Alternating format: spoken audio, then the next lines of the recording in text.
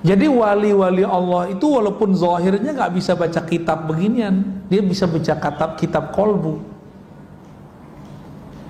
Ulama akhirat itu boleh kaya, boleh miskin, nggak ada urusan. Yang penting kolbunya ma Allah, kolbunya bersama Allah. Assalamualaikum warahmatullahi wabarakatuh.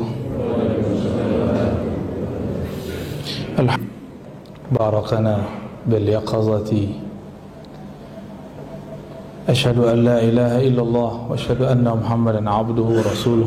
Allahumma salli wa sallim wa barik ala sayyidina Muhammad wa ala alihi wa li baitihi wa zurriyatihi. Kita membahas bab at-tawakkul ya. Kalau bahasa Indonesianya tawakal. Tawakalnya apa baru? Baru masuk. Jadi tawakal dari kata tawakkala yatawakkalu tawakkulan. Dalam bahasa Indonesia kita mendengarnya tawakal. Jangankan orang Indonesia, orang Arab aja kadang salah faham. Tawakal itu dikira bermalas-malasan. Apalagi orang Indonesia seperti kita sering salah faham. Tawakal itu dianggap nggak kerja. Tawakal itu dianggap diem. Enggak, tawakal itu kolbu yang bekerja. Jadi orang tawakal itu kolbunya kerja keras, bukan malas-malasan dia. Kolbunya kerja keras itu. At-tawakkul huwa thiqatu bima 'inda Allah wal ya'su 'amma fi aidin nas. Apa yang dilakukan oleh kolbu? Hanya percaya apa di sisi Allah dan tidak berharap kepada apa yang di tangan manusia, di tangan makhluk. Itu tawakal. Dia berobat ke dokter, tapi dia nggak berharap bahwa kesembuhan ada di tangan dokter. Yang dia pandang saat itu adalah Rasulullah nyuruh dia berobat, kesembuhan urusan Allah. Itu. Dia bekerja di suatu institusi, perusahaan, atau dia seorang pegawai negeri atau swasta. Dia tidak memandang institusi itu yang ngasih dia rezeki, tapi Allah memberi rezeki lewat institusi itu. Seandainya lembaga tersebut hilang, nggak ada masalah. Allah kan nggak pernah hilang. Kenapa ada orang stres di dunia? Karena dia telah mendewakan tempat kerjanya, telah mendewakan kekasihnya. Tempat kerjanya hilang, kekasihnya mati, atau kekasihnya pengen dengan yang lain, maka muncul goncangan dalam dirinya. Maka di situ banyak orang stres ya. Maka tawakal tidak ada kaitannya dengan orang malas ya. Justru orang punya kerja keras. Dia buang rasa harap kepada makhluk yang dia tumbuhkan, cuma trust, percaya kepada Allah Subhanahu wa ta'ala. Dan ini kerja yang berat bagi kolbu, sangat-sangat berat bagi kolbu. Tapi kalau dapat malasnya, ya orang tawakal ini orang-orang yang sedang berjuang melawan pengaruh makhluk di kolbunya ya. Wa qila annahu ayyastawiya 'inda al-insan al-iktsar wal-iqlal. Orang tawakal itu sama saja bagi dia. Ini indikator sebenarnya. Jadi di kitab itu kalau ada misalnya kitab Risalah Kusyairiyah, kitab ini Hadaib, ada penjelasan yang berlebih mengenai satu kata. Tawakal artinya 1, 2, 3 gitu. Biasanya yang pertama yang paling bagus, paling lengkap, yang kedua, ketiga itu indikator aja. Indikator orang tawakal apa saja? 1, ayyastawiya 'indal insan al-iktsar wal iqlal.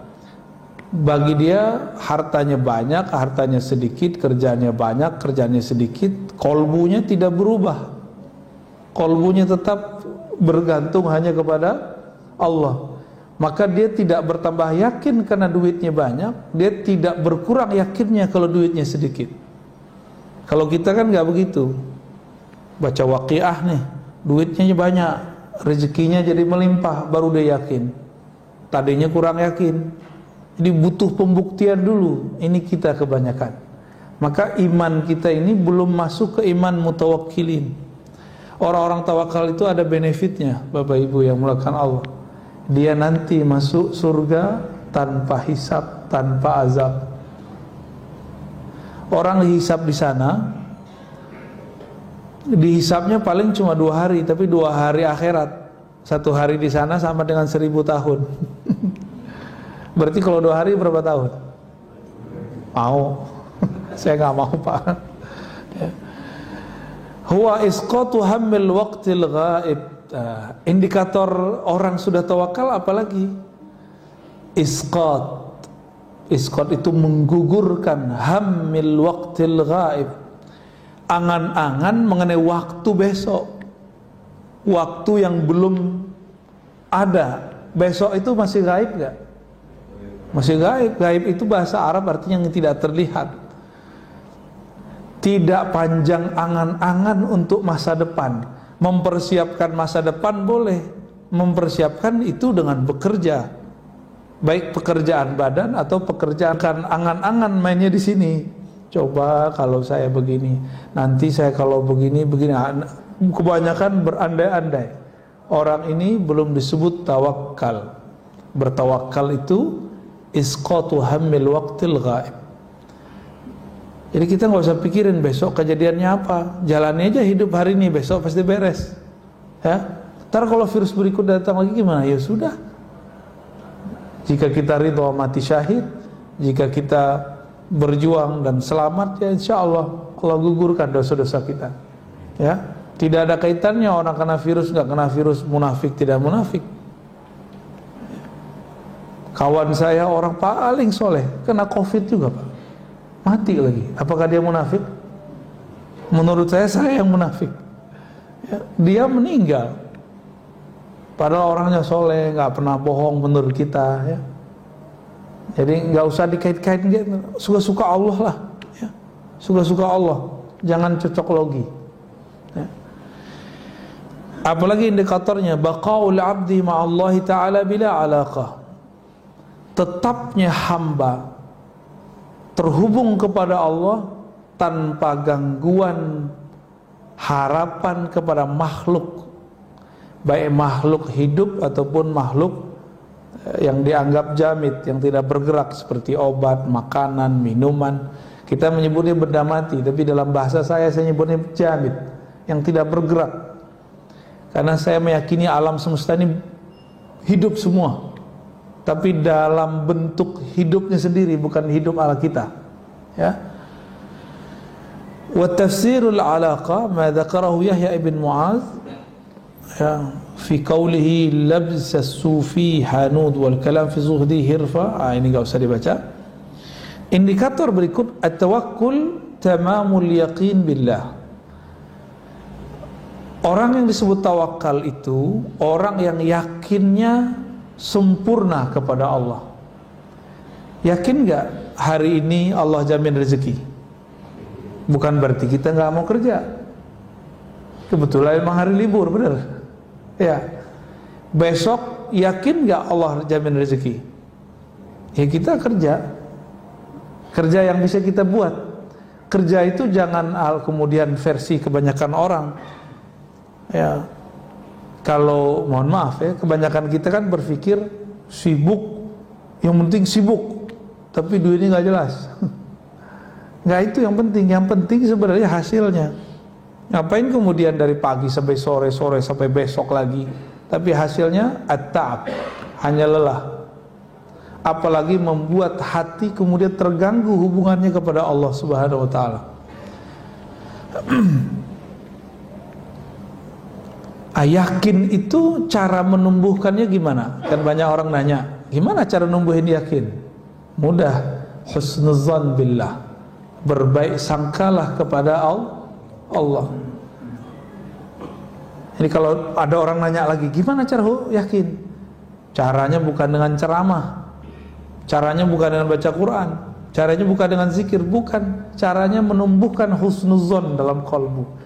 Maka zikir husnuzon itu berat, Pak, nembusnya.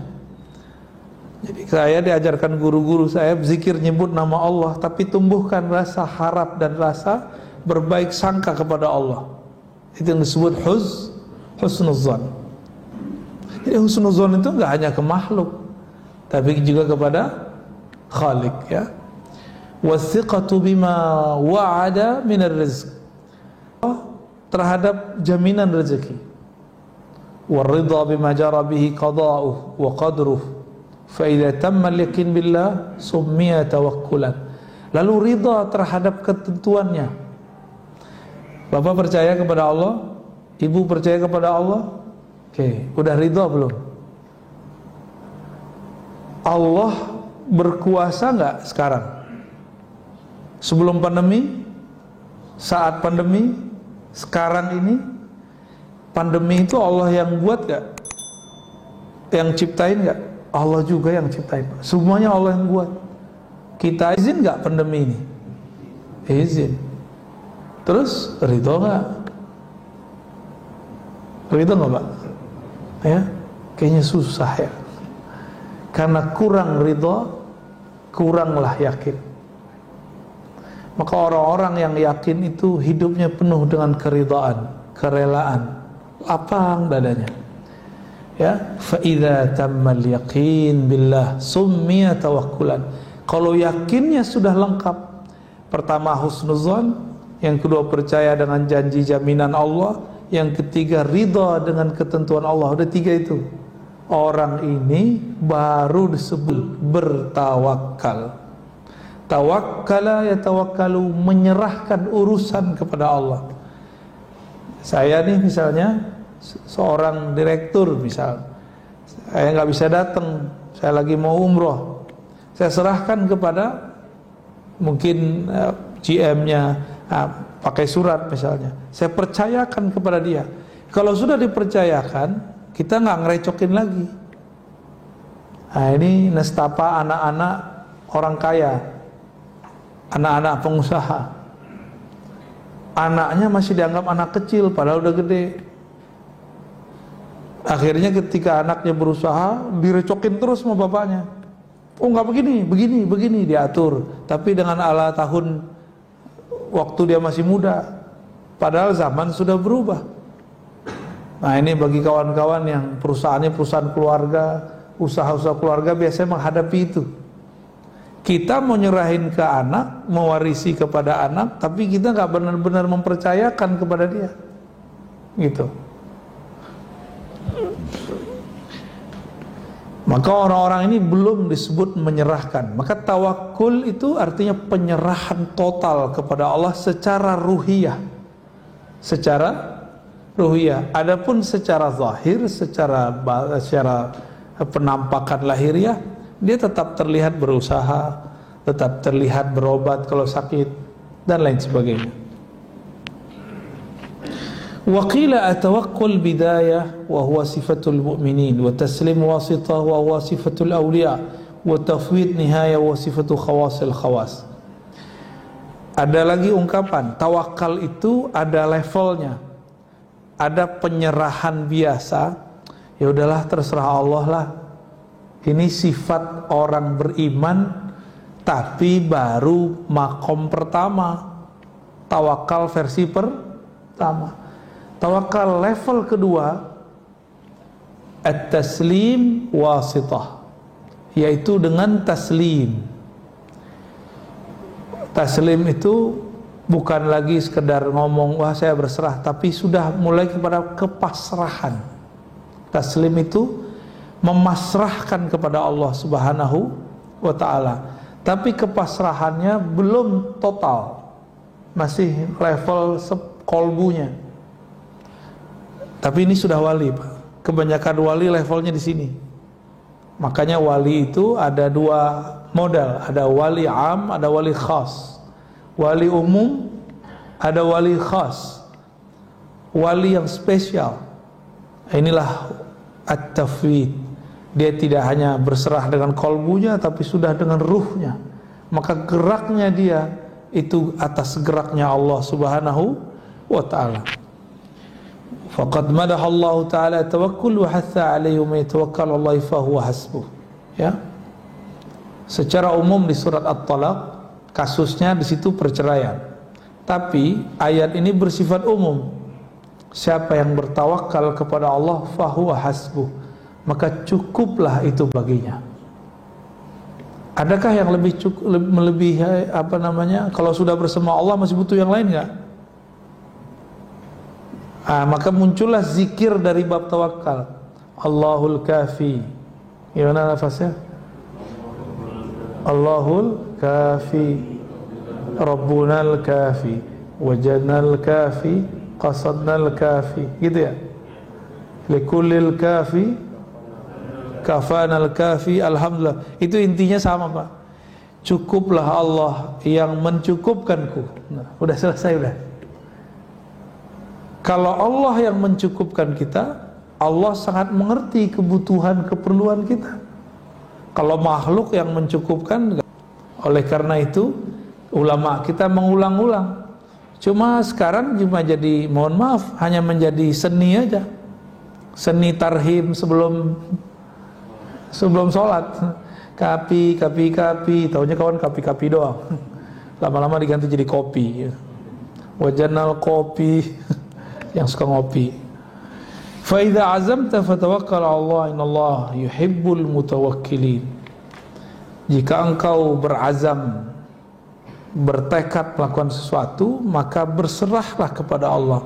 Sesungguhnya Allah sangat suka kepada orang yang berserah diri. Jadi jika ingin menjadi kekasih Allah, jadilah orang yang tawakal. Gampang ya? Gampang dilafazkan. Sebenarnya gampang kalau pakai ruh, pakai kolbu. Sulit kalau pakai ini. Jadi kenapa banyak orang bilang ikhlas itu sulit? Karena pakai ini. Ridho itu sulit karena pakai ini. Cobalah sesekali berfikirnya tidak hanya dengan otak. Berfikirnya harus dengan kolbu. Lebih mudah. Berfikir dengan kolbu itu kecepatannya luar biasa. Apalagi dengan ruh. Dengan ruhani, itu lebih cepat lagi. Wa qala an-nabiy sallallahu alaihi wasallam, at-tawakkul nisful ibadah wa du'a nisfuha. Ya. Hadis ini tidak sahih, saya enggak usah terjemahkan. Kita baca yang hasan, ya, yang sahih yang ini. Lau tawakkaltum 'ala Allah taala haqqa tawakkulihi. Seandainya kamu bertawakal, berserah diri, pasrah kepada Allah, saya garis bawahi, di dalam qalbumu, bukan berarti dia malas-malesan. La razaqakum kama turzaqut tayru taghdu khimasan wa taruhu bitanan. Seandainya kamu berserah diri kepada Allah di dalam hatimu, haqqa tawakkuli, dengan tawakal yang sebenar-benarnya, la razaqakum, dia akan memberimu rezeki seperti burung diberi rezeki tanpa perlu bekerja di suatu perusahaan, satu lembaga. Berangkat perutnya kosong, khimasan, pulang perutnya kenyang. Itu burung mikirin gak besok pagi makan apa? Enggak, dia gak mikirin. Jadi kita ini tawakalnya kalah sama burung. Kita udah mikirin besok makan apa ya, besok makan apa ya. Ya itulah manusia ya. Wa qala Luqman li ibnihi, ya bunay, inna ad-dunya bahrun 'amiq qad ghariqa fihi katsirun minan nas.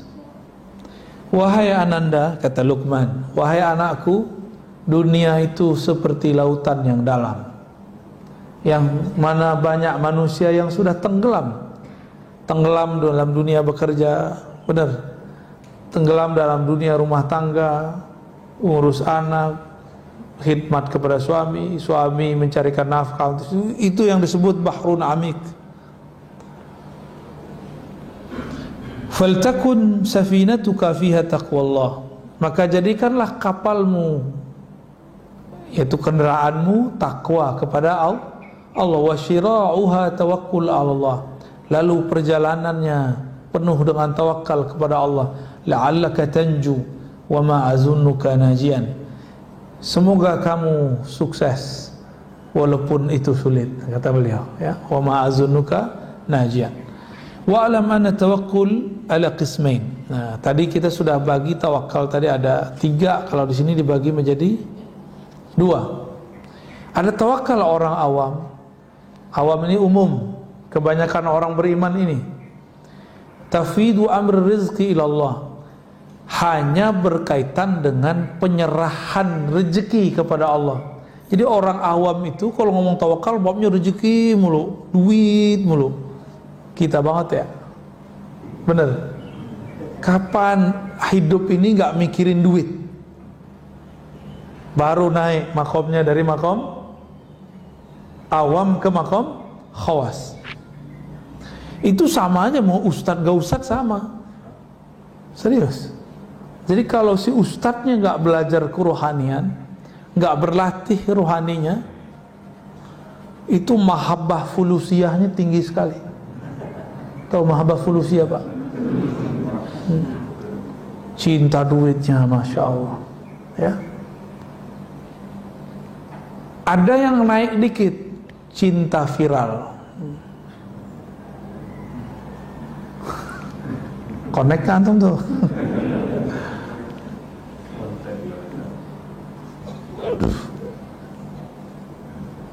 Orang kalau cinta viral itu gampang tersinggung Pak. Gampang tersinggung sama yang ngundang. Jadi misalnya nih pas datang masjidnya kok kecil, apa ini? Pergi lagi dia, tersinggungan. Atau fotonya digandeng dengan orang lain, tersinggung lagi. Itu kalau orang mahabbah al-firaliyah. Bahasa Arabnya mahabbatus syuhrah, cinta viral. Dan itu penyakit yang muncul di kalangan ahli-ahli dakwah karena dia belum membenamkan egonya sebelum berdakwah. Kita wajib membakar dulu ego kita, kita benamin dulu sebelum kita berdakwah. Dakwahi dulu diri sendiri, baru dakwahi orang lain. Ya, supaya nggak baperan. Banyak baperan begitu banyak. Belum lagi dai yang merasa lapaknya diambil. Benar Pak, serius. Jadi saya ketemu seorang ustadz dikata-katain oleh ustadz senior. Si ustadz muda ini baru pulang dari luar negeri, dari pesantren. Majelisnya lumayan rame. Dimarahi oleh ustadz senior. Kata yang senior, ente sowan dulu sama aneh. Wah, enggak ya bener. Izin dulu dong sama gua. Ini wilayah gua nih. Ya. Kayak preman aja ya. Preman ustadz. Mau buka-buka majelis aja, lapor dulu sama kita. Masya Allah. Itu bukan 1-2 tempat Pak, banyak sekali. Tuh preman jadi ustadz begitu. Ya. Masih mending. Nah, ada lagi level lain. Bapak ini jurusan hukum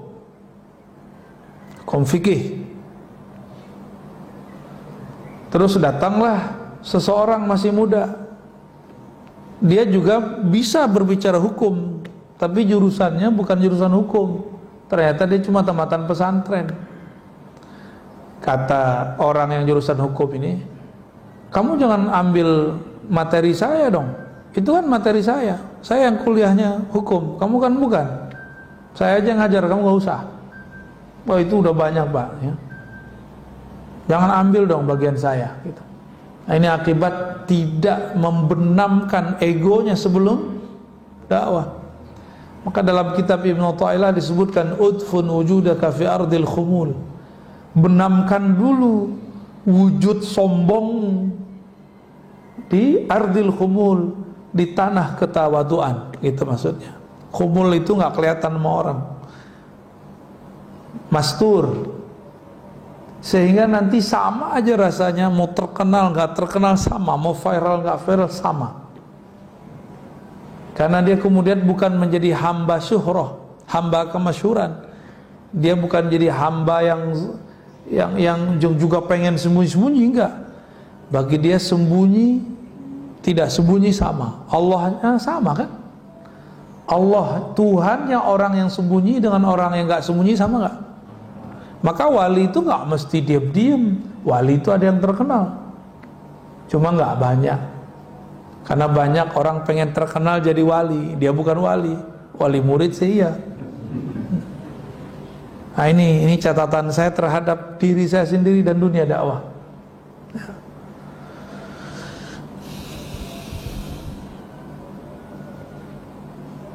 Jadi kalau orang awam ngajarin tawakal, ustadz awam ngajarin tawakal hanya bab fulus atau bab zahir, sakit, sehat gitu. Jadi datang ke kiai, Pak Kiai doain anak saya sakit. Nah, nanti diajarin, dia serah kepada Allah.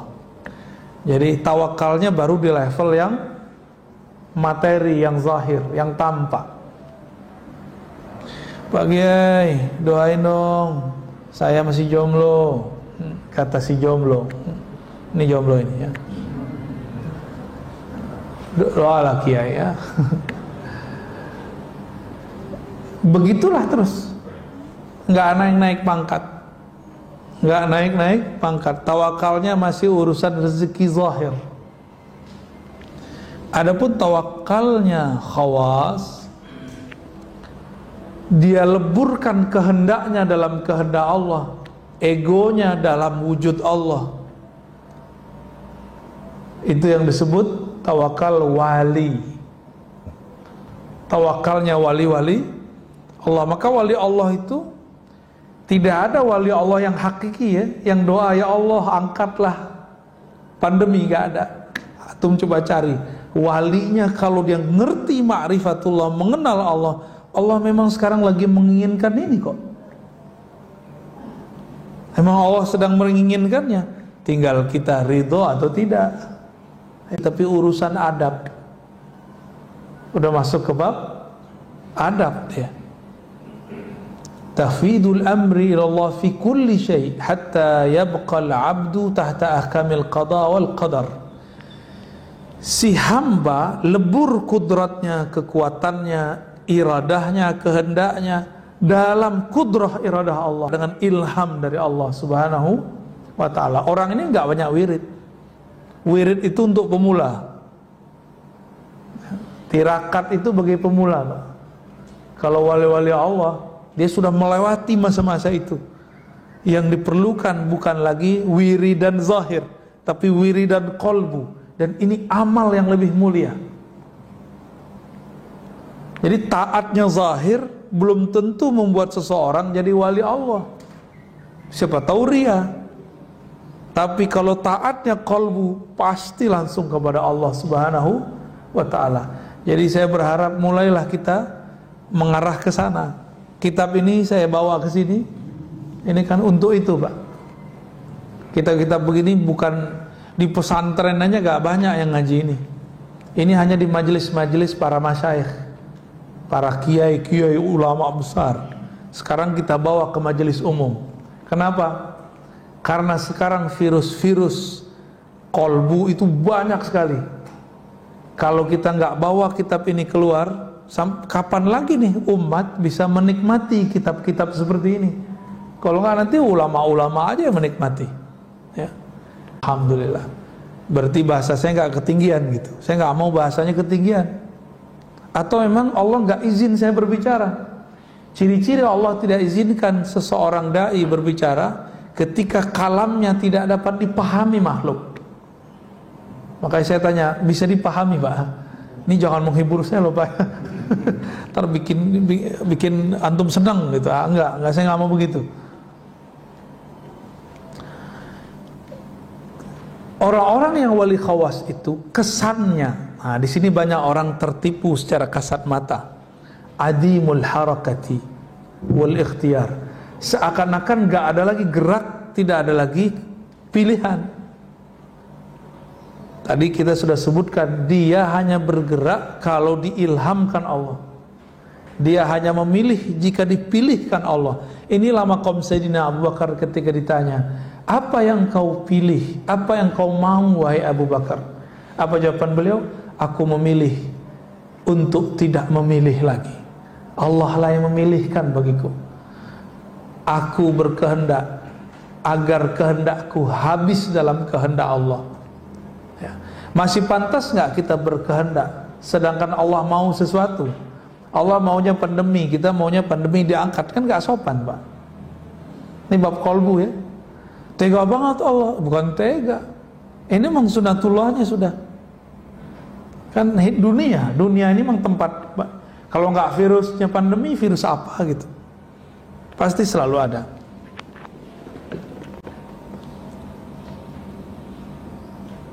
Nah, maksudnya apa? Adamul harakati bil badan. Secara zahir tidak lihat dia kelusak-kelusuk orang tawakal itu. Jadi dia tenang. Wa adamul ikhtiyar bil qalb, dan tidak memilih itu di kolbunya. Jadi ada dua hal ya, gerak pada badan, pilihan pada kolbu. Jadi mereka bukan lagi wali hamba-hamba Allah yang sibuk di badan dan kolbunya. Ini sudah masuk ke dalam ruhnya. Ya. Fa in waqa'a fi qalbihi al-harakah kana mutaharrikan billah. Ya. Jika masuk gerak dalam kolbunya, dia bergerak dengan gerak Allah. Jika diam, dia diam dengan ilham dari Allah Subhanahu wa ta'ala. Inilah yang ditunjukkan, dicontohkan oleh Asy-Syaikh Ibnu Syamsuddin, seorang ahli ma'rifatullah yang menjadi guru Muhammad Khan, yang belakangan disebut Muhammad Al-Fatih. Muhammad Al-Fatih, Mehmet Khan gitu ya. Sultan Mehmet ini dia berambisi mau mengalahkan Rum pakai nafsu, tapi semua strategi dia kalah. Semua gurunya bilang tunggulah, tunggu isyaratnya keluar. Dia nggak mau. Gua mau sekarang. Yang sultan kan saya, kamu bukan sultan. Tapi karena beliau dapat isyarat, gurunya ini tetap bermunajat, mencari tempat di mana dia akan munajat. Dapat isyarat lah atau ilham dari Allah. Apa ilhamnya? Bahwa di sana, di suatu tempat di Istanbul itu ada satu makom, adalah makom sahabat Nabi, pewakaf masjid namanya Abu Ayyub Al-Ansari, yang sekarang disebut nama tempatnya Masjid Ayyubiyah. Masjid Ayyubiyah. Yang pernah ke sana paham kali maksud saya ya. Jadi Ibnu Syamsuddin, seorang mursyid, dia bilang tunggu, saya nunggu ilham. Biar gerak kita digerakkan Allah, bukan kita lagi yang bergerak dengan ego, tapi Allah lah yang menggerakkannya. Ya, sampai udah kalah berkali-kali, udah 5 kali strategi lebih barangkali. Muhammad Khan Sultan di saat itu marah, dia carilah gurunya. Itu di kemah kecil. Dalam kemah itu beliau sedang munajat, tapi Khan gak sabar. Dia ambil pedang yang tajam, dia kemudian bongkar tempat istirahat gurunya. Ternyata ketika dibongkar dia kaget, gurunya sedang sujud.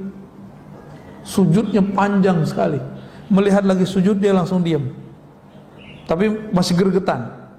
Guru gua kok sujud mulu kerjaannya. Kapan perangnya nih? Wah, kan banyak anak muda kan begitu ya.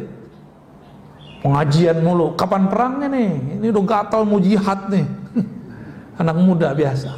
Emang dia kira jihad itu semudah itu. Jihad itu kalau nggak pakai ruh jadi jahat. Udah dua aja Pak. Ya, mau jihad apa jahat? Kalau jihad dia harus dengan kemurnian rohani.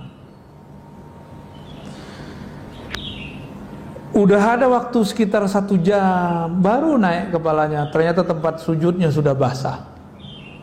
Baru turun isyaratnya. Beliau kemudian baca Assalamualaikum kiri kanan, kanan kiri.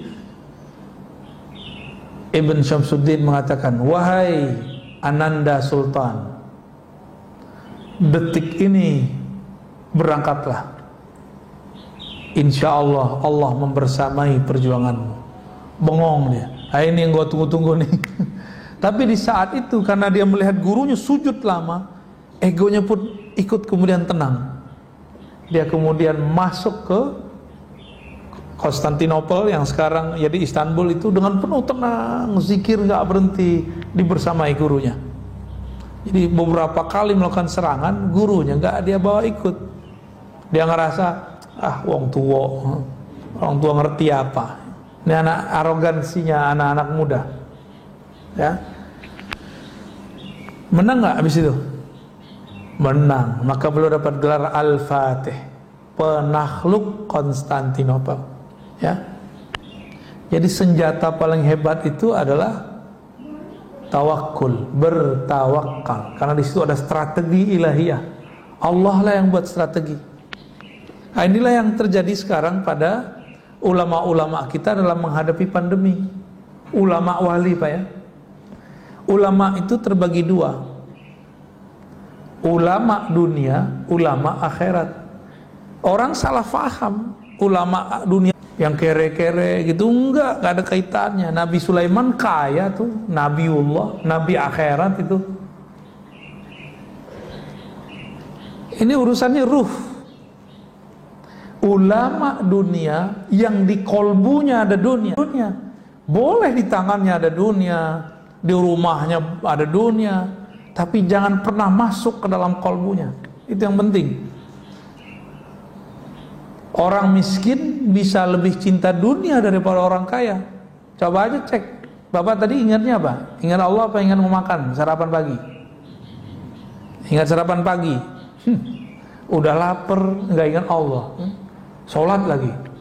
Kayak gitu mau masuk surga pakai sholat. Saya nggak yakin antum masuk surga pakai sholat ya. Sholatnya sembari membayangkan selain Allah. Jadi kita ini pencitraan depan Allah, tapi Allah nggak melihat pencitraan zahir, Allah melihat batinnya, ya.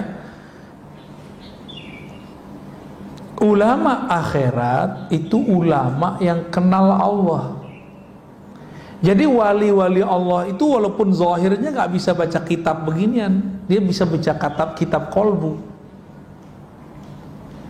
Ulama akhirat itu boleh kaya, boleh miskin, nggak ada urusan. Yang penting kolbunya ma Allah, kolbunya bersama Allah.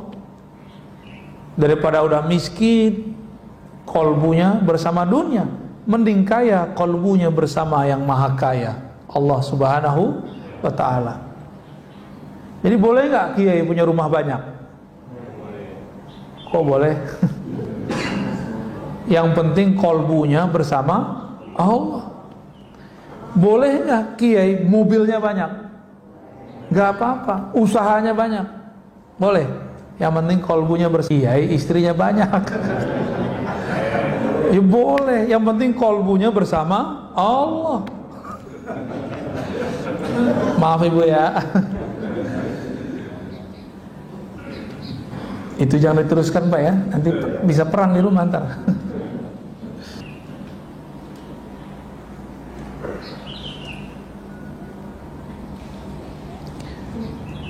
Contoh tawakal kalau dalam kisah-kisah Quran, masih ingat Nabiullah Ibrahim? Masih ingat? Nabi Ibrahim waktu dilempar ke dalam api, siapa yang datang? Malaikat datang.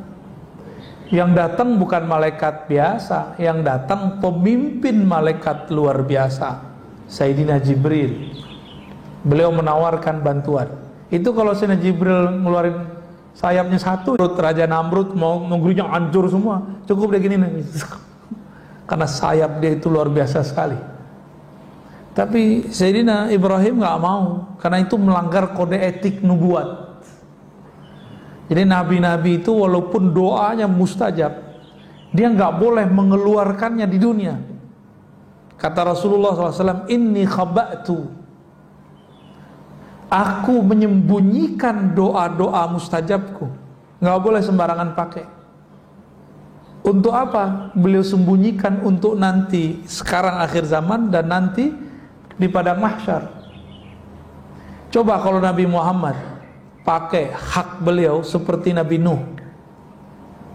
Nabi Nuh dapat hak memberi syafaat nggak? Sampai Nabi Muhammad kasih izin baru dia dapat izin. Jadi Nabi Muhammad bilang, hai para nabi, aku izinkan kamu membantu umatmu, baru boleh bantu. Kalau nggak boleh bantu. Maka saat nabi-nabi itu membantu umatnya, itu bukanlah syafaat nabi tersebut, tapi syafaat baginda Rasul sallallahu alaihi wasallam. Nabi Ibrahim Al-Khalil, beliau ketika ditawarkan oleh malaikat Jibril. Ini kalau antum ditawarkan malaikat Jibril gimana? Mau ya? Misalnya datang nih Jibril ngucapin salam, oh kayaknya girang banget ya. Padahal belum tentu Jibril ya kan? Saya tahu Mas Bril. Saya tahu Azazil. Azazil tuh mirip dengan Jibril, kalau dia nyamar tuh mirip sekali. Karena sayapnya jumlahnya hampir sama dulu dengan, bedanya sekarang udah patah gitu aja. Jumlahnya sama persis. Maka kehebatannya Azazil hampir sama dengan gurunya Jibril. Jadi dia itu gurunya itu. Umat akhir zaman, Rasulullah nggak pernah menggunakan doa-doa yang dahsyat itu di saat beliau masih hidup. Ditahan-tahan terus. Doa itu adalah emosi yang bercampur keyakinan untuk menghancurkan musuh. Nah, itu yang terjadi pada zaman Nabi Nuh. Nabi Nuh emosi, yakin, tumbuh, hancurlah kaumnya. Ya Allah, jika engkau biarkan umatku hidup, mereka akan melahirkan orang-orang yang lebih rusak dari sekarang. Itu kata Nabi Nuh. Karena beliau bercampur keyakinannya dengan emosinya. Nabi Muhammad yakin, emosinya terkendali. Umur cuma 63, tapi lebih dewasa dari Nabi Nuh yang 950 tahun. Maka yang paling berhak menjadi pewaris Rasulullah, orang-orang yang mampu mengendalikan emosinya. Gimana? Kita masuk yang mana? Kayaknya saya aja nggak lolos, Pak. Emosi ini bukan emosi biasa. Ini emosi kita. Kita punya kekuatan untuk menghancurkan dia, tapi kita nggak hancurkan. Nah itu dia. Pernah nggak punya kesempatan mau menghancurkan orang, tapi kita nggak lakukan? Nah, berarti antum dimensi rohaninya sudah mulai bagus. Itu cuma umat Nabi Muhammad yang bisa begitu. Umat terdahulu hampir semuanya nggak ada. Nabinya aja nggak ada yang sabar kok. Jadi sesabar-sabarnya Nabi terdahulu, itu jauh lebih sabar Nabi kita Muhammad sallallahu alaihi wasallam.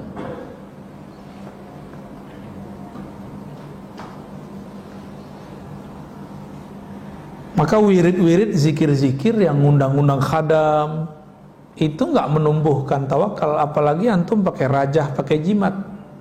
Meskipun pakai jimat itu ada dalilnya yang membolehkan. Tapi kalau meskipun ulama ini membolehkan, saya mensyaratkan satu, harus bab tawakul. Kalau nggak usah pakai jimat, ya. Kenapa? Karena nanti justru mendewakan si jimat, syirik khafi yang muncul di kolbu. Nah ini yang berbahaya. Untuk penulis jimat itu ada ilmunya, Pak.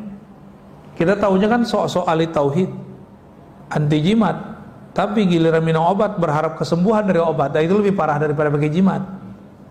Ya, makan meyakini nasilah yang mengenyangkan, itu lebih parah dari pakai jimat. Masih begitu nggak? Ya, itu jimat perut namanya. Ya, banyak orang sok-sok ahli tauhid, kalau ketemu jimat dibakar-bakarin. Tapi ya salah, dia kalau makan dia bergantung kepada nasi, bukan kepada Allah yang menciptakannya.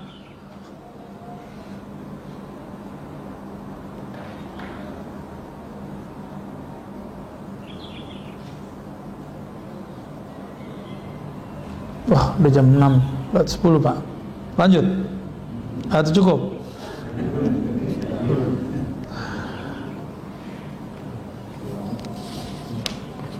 Jadi beda tawakal orang awam dengan wali. Orang awam tawakalnya urusan fulus, rezeki, jodoh.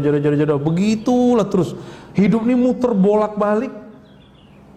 Yang ada dalam hatinya cuma masalah rezeki, jodoh, apalagi tadi, ya, pasangan, sehat tidak sehat, beli rumah tidak beli rumah. Jadi kalau cerita tawakal yang diceritain masalah keajaiban duit. Saya ini nggak punya kerjaan, terus sholat duha 12 rakaat, tiba-tiba siangnya ada yang nganterin duit. Itulah testimoninya terus, ya. Saya di dalam dompet cuma ada duit 20.000, celengan lewat, saya kasih aja, ya. Hati berkecamuk, sorenya dapat duit 2 juta. Jadi testimoni tawakal orang awam itu selalu masalah duit. Mau naik pangkat nggak? Jangan lagi masalah itu, tapi sudah masuk kepada meleburkan kehendak kita dalam kehendak Allah. Artinya kita nggak berkehendak kecuali emang Allah ridho gitu. Karena kita nggak semuanya wali Allah, putuskanlah semua urusan dengan sholat. Jadi sholat 2 rakaat, minta izin ya Allah. Apakah ini kecenderungan, Pak? Nah, orang ini sudah mulai masuk gerbang tawakal. Itu maksud Nabi, idza hamma ahadukum, kalau kamu punya hajat, punya kehendak, maka baguskan wudu'mu, falyusolli rakaatain, sholat 2 rakaat, lalu doa minta jodoh itu, atau doa minta suatu masalah diselesaikan. Itu orang sudah masuk gerbang tawakal awal. Dia mengatakan, ya Allah, jika kerjaan ini baik maka mudahkan, jika tidak tolong jauhkan. Kalau itu gampang, Pak. Yang paling susah itu ini, masalah jodoh. Jodohnya dia udah senang duluan, terus ngomong, ya Allah, jika dia baik percepat ya Allah. Nah, kalau itu gampang tuh. Jika dia kurang baik, nah itu kayaknya susah membacanya. Benar gak? Jika dia kurang baik, ya Allah, tolong jauhkan. Itu kayaknya susah dilafazkan. Padahal kalau antum sanggup melafazkannya dari kolbu, itu sudah masuk ke gerbang tawakal pertama. Ya. Jadi kita ini senang sama orang bukan lagi dengan nafsu, tapi sudah dengan ruhani. Nah, itu yang kemudian menjadi PR kita bersama, ya.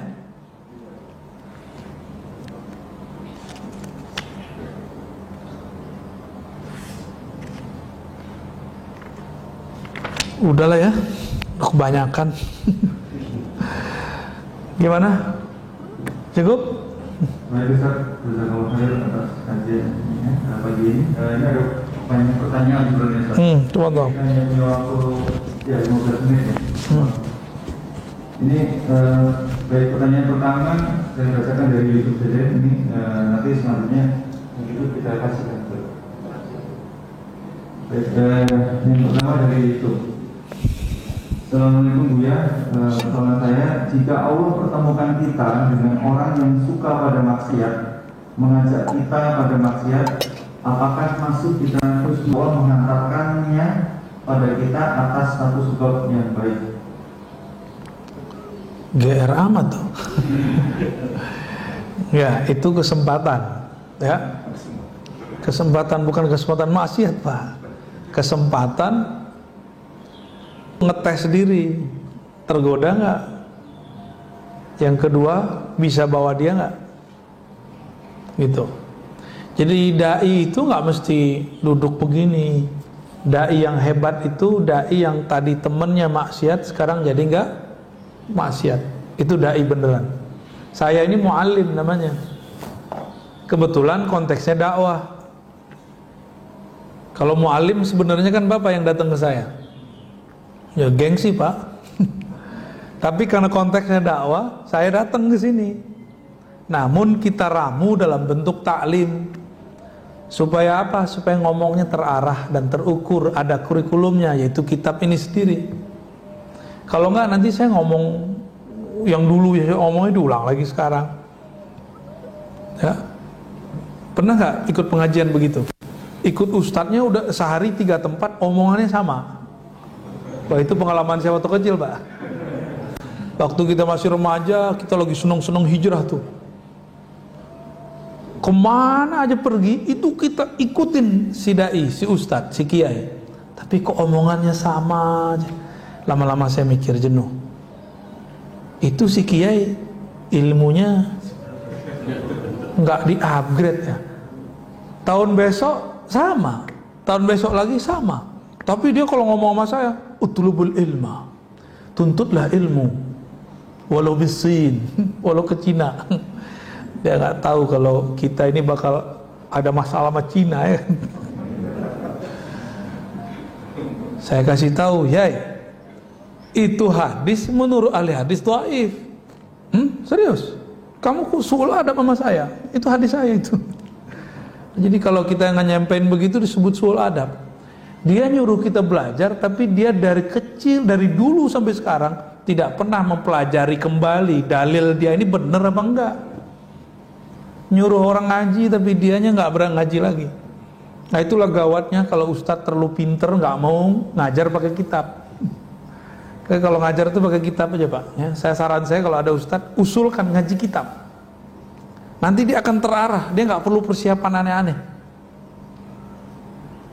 Nggak perlu kemudian mikir, ya ini pengalaman saya ngajar dulu, nggak lama sih pak, setahun 2 tahun paling. Setahun 2 tahun ngajar nggak pakai kitab. Sebelum mengajar tuh membahas apa ya? Ini udah kemarin, itu udah kemarin. Udah kehabisan stok kita. Saya tanpa buku adalah sekitar 50 materi di sini, tanpa perlu persiapan dulu.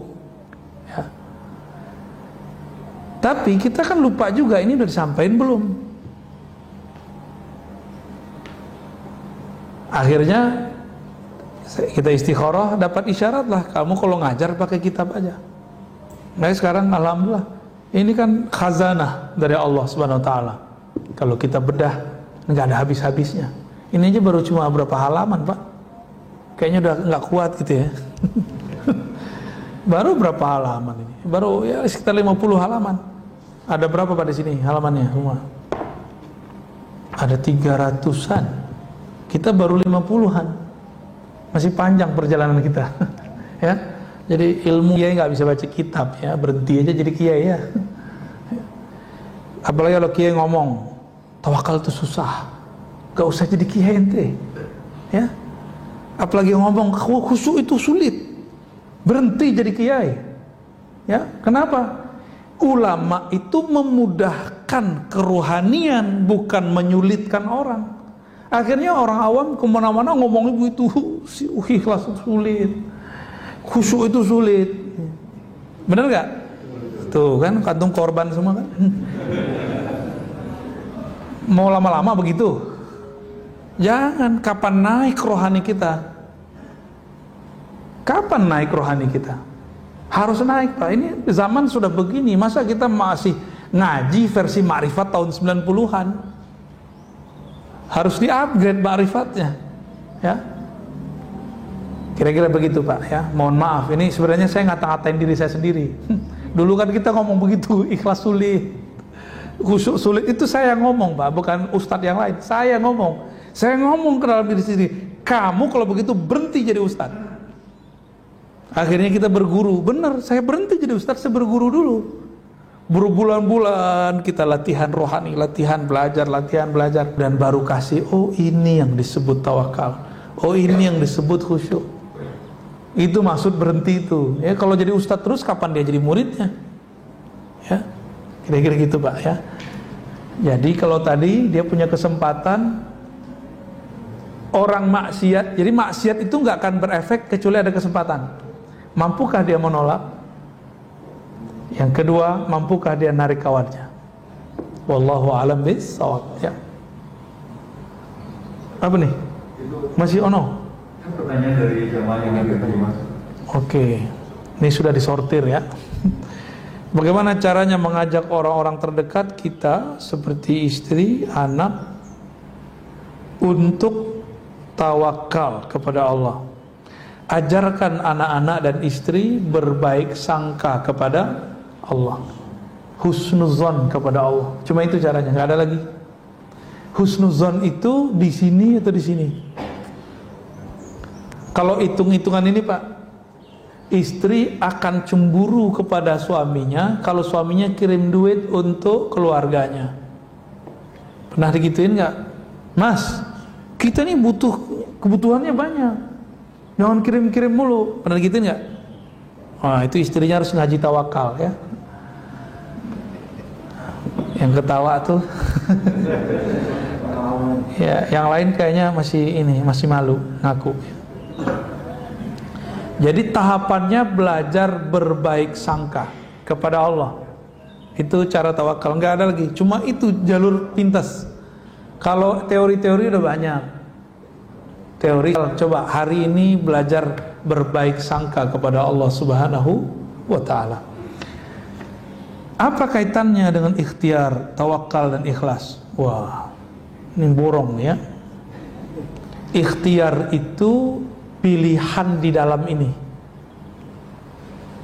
Kolbu kita cenderung memilih apa, itu namanya ikhtiar. Jadi selama ini nyebut ikhtiar nggak ngerti maksudnya.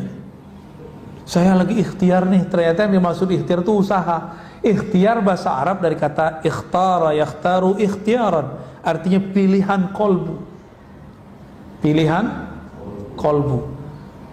Itu ikhtiar ya, yang bahasa Arab loh, bukan bahasa Indonesia.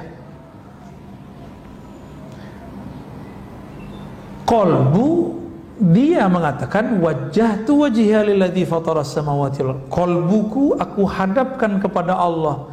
Kalau menghadap kepada Allah, maka apa yang Allah lakukan, yang Allah pilihkan, itu yang kita pilih.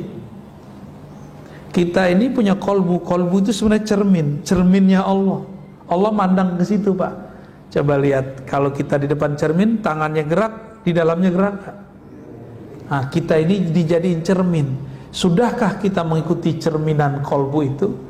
Jika sudah, baru disebut tawakal. Ya, jadi nggak ngelawan. Kapan gelisah muncul? Jika Allah menginginkan sesuatu, memilihkan sesuatu, lalu kita memilih yang di luar itu. Itu hubungan ikhtiar dan tawakal. Ikhlas, kalau ikhlas bab lainnya nanti ada pembahasan khusus di sini. Insya Allah. Kenapa nggak diterusin mahabbah, khusyuk gitu ya sekalian? Bagaimana caranya zikir agar masuk ke dalam kolbu? Ya harus punya mursyid, punya guru. Orang mau baca tulisan aja ada guru TK, guru SD. Kita ini kurang adil ke dalam diri. Giliran untuk membaca yang tertulis pakai guru, untuk membaca zikir yang di dalam kolbu nggak mau berguru, nggak adil. Ini ketidakadilan manusia. Ya. Saya bisa sendiri, baca kitab sendiri, baca buku sendiri, gitu. Banyak yang ngomong begitu sama kita. Ya sudah, jalani aja sendiri. Akhirnya udah belajar baca kitab macam-macam.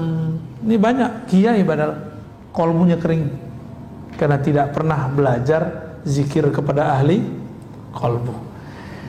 Cukup ya barangkali, udah mau 6:30. Semoga kajian ini diridhoi oleh Allah dan Allah memberikan anugerah ilmu tawakal dan amalnya untuk kita semua ya. Dan Allah berkahi negeri ini, karena alhamdulillah negeri kita masih diizinkan Allah untuk bikin kajian.